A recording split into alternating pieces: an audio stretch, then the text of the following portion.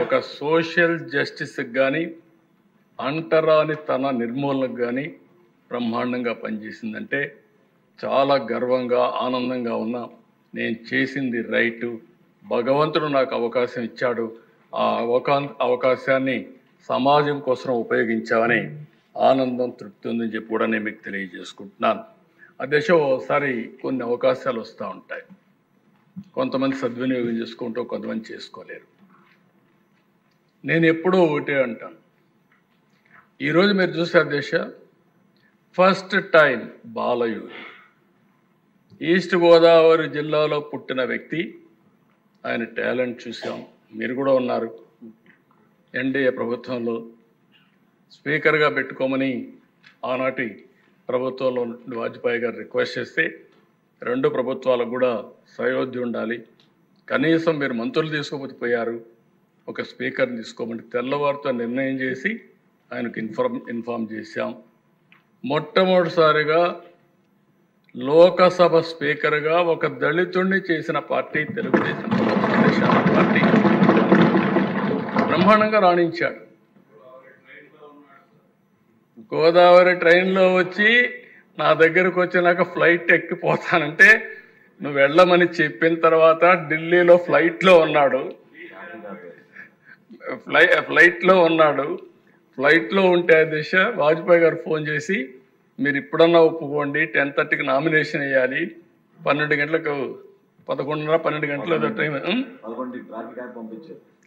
Time కూడా అయిపోతుందంటే, అప్పుడు నేను అన్నాను ఓకే నేను చెప్తానని చెప్పి మళ్ళీ ఫోన్ చేసి ఓకే అండి బాలయోగి గారికి ఇస్తున్నా అని చెప్పి, బాలయోగి గారు ఫ్లైట్లో ఉంటే ఎర్రంనాయుడు గారికి ఫోన్ చేసి పిఎం గారు అని ఇది చేశారు, మీకు ట్రాఫిక్ అంతా కూడా క్లియర్ చేస్తారు, ప్రత్యేకమైన లైన్ ఇస్తారు, ఇమ్మీడియట్ దిగతానే తీసుకుపోయి నామినేషన్ ఇప్పించమంటే ఎగ్జాక్ట్గా 5 నిమిషాలకు ముందు పోయి నామినేషన్ వేశారు అధ్యక్ష.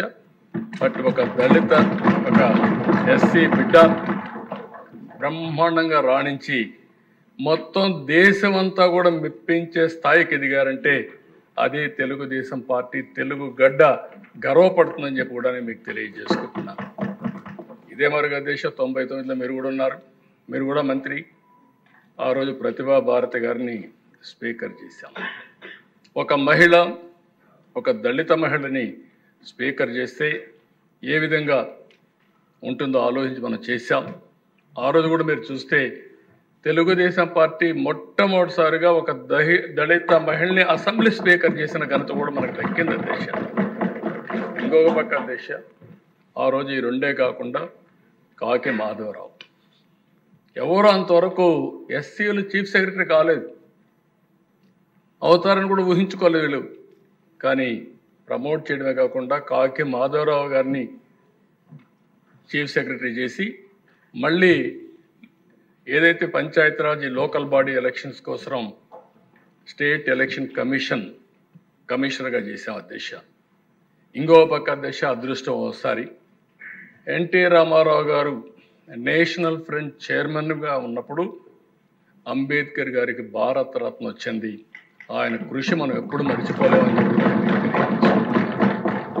ఇంకొకటి అధ్యక్ష, మీరు ఒకసారి చూస్తే మళ్ళీ ఎన్డీఏ గవర్నమెంట్లో అంబేద్కర్ గారి ఫోటో పార్లమెంట్లో పెట్టే పరిస్థితికి వచ్చింది. అంటే ఇవన్నీ కూడా ఒకసారి జరిగినప్పుడు మనకు కూడా ఒకసారి తృప్తి, ఒక సాటిస్ఫాక్షన్, మనం కూడా భాగస్వాములు అని చెప్పి ఆనందం అధ్యక్ష. ఇంకో పక్క అధ్యక్ష కేఆర్ నారాయణన్, నేను యునైటెడ్ ఫ్రంట్ చైర్మన్గా కన్వీనర్గా ఉన్నప్పుడు కేఆర్ నారాయణ గారిని ప్రపోజ్ చేసి ఒక ఎస్సీని రాష్ట్రపతి చేసిన ఘనత కూడా ఆ రోజు తెలుగుదేశం పార్టీకి, యూఎఫ్కి దక్కింది అధ్యక్ష. అప్పుడు కాంగ్రెస్ కూడా సపోర్ట్ చేసే పరిస్థితికి వచ్చారు.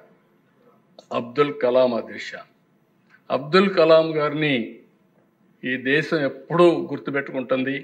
అలాంటి వ్యక్తిని వాజ్పేయి గారి సహకారంతో ఎన్డీఏ గవర్నమెంట్లో ప్రెసిడెంట్ ఆఫ్ ఇండియా చేసిన ఘనత కూడా మనకు దక్కుతుంది. మన రోల్ ఉంది, దానికి గర్వపడుతున్నాం అధ్యక్ష. వీళ్లే కాకుండా అధ్యక్ష, ఈరోజు నరేంద్ర మోడీ గారిని కూడా మీరు ఒకసారి ఆలోచిస్తే, ప్రధానమంత్రిగా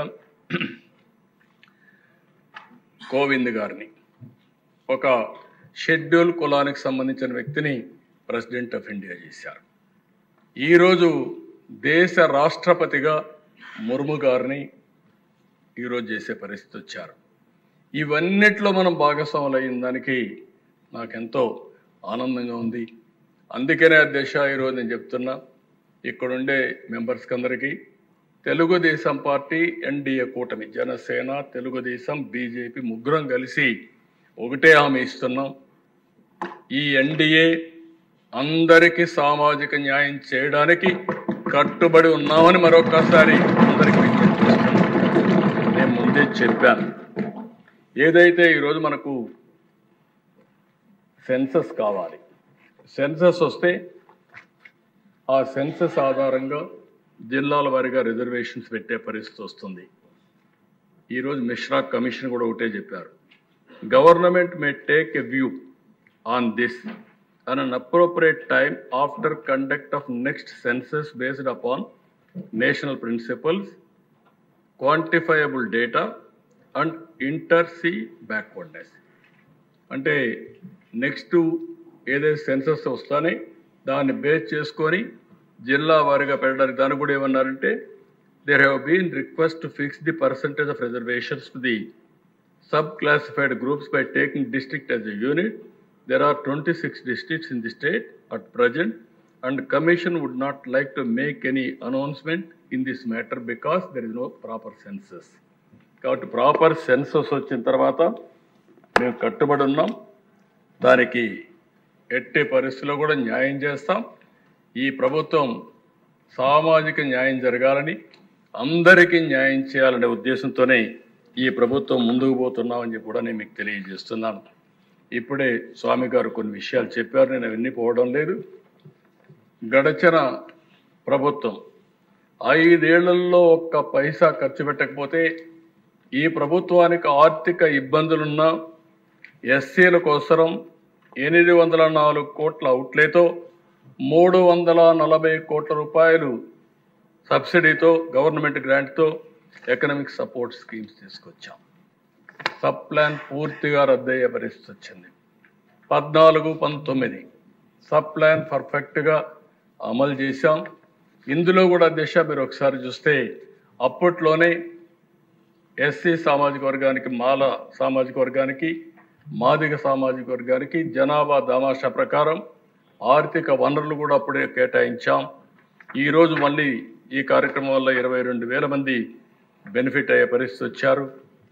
నేషనల్ ఏదైతే ఫైనాన్స్ డెవలప్మెంట్ కార్పొరేషన్ ఉందో అది కూడా ఒక్క పైసా తీసుకురాకుండా మన ఎస్సీ ఫైనాన్స్ కార్పొరేషన్ కూడా క్లోజ్ చేసే పరిస్థితి వచ్చారు. ఈరోజు 5 వీళ్ళు బకాయిలు పెట్టి వెళ్ళిపోయారు. ఆ డబ్బులు కట్టకపోతే డబ్బులు ఇవ్వమంటే 5 సంవత్సరాల్లో పాత బకాయిలు చెల్లిస్తామని అగ్రిమెంట్ ఇచ్చి ఎంఓ ఇచ్చి ఒక ఎంఓ వాళ్ళ డబ్బులు కూడా కట్టి మళ్ళీ డబ్బులు రెగ్యులరైజ్ చేశాం. దీనివల్ల చాలా వరకు మళ్ళీ ఎస్సీలకు న్యాయం జరిగే పరిస్థితి వస్తుంది.